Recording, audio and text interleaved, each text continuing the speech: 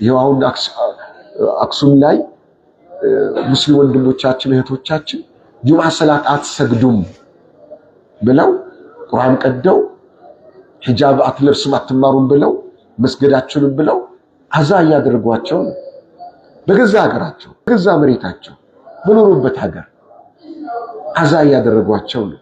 እስላምን ያጠፉ መስሏቸዋል። እየባሰበት ነው የሚሄደው፣ እየጨመረ ነው የሚሄደው።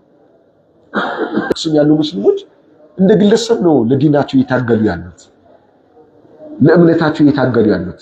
ከጎናቸው የሚቆም ያለ አላህ ማንም የለም፣ የሚናገርላቸውም የለም። እንኳን በቦታው ተገኝቶ ለምን ብሎ የሚጠይቅላቸው ሊኖር ይቀርና ያ የምናየው ተጨባጭ ነው፣ የምንሰማው ተጨባጭ ነው። አላህ ነው ኢትዮጵያ ውስጥ እስላምን እያቆየው።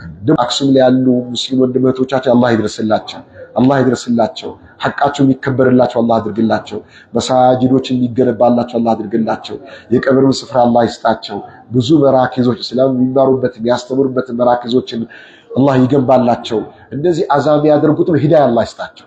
አላህ ወደ እስላም አላህ ያምጣቸው። ሙስሊሞች አላህ ያደርጋቸው። የተፈጠሩት ለእስላም ነው። እስላምን የሚከተሉ ቁርአንና ሐዲስን የሚከተሉ በቁርአንና በሐዲስ የሚመሩ አላህ ያድርጋቸው። ይቅርታ ጠይቆ ወደ እስላም የሚመለሱ አላህ ያድርጋቸው። ወሰለላሁ ዐላ ነብይና ሙሐመድ ወዐላ አሊሂ ወሰህቢሂ ወሰለም።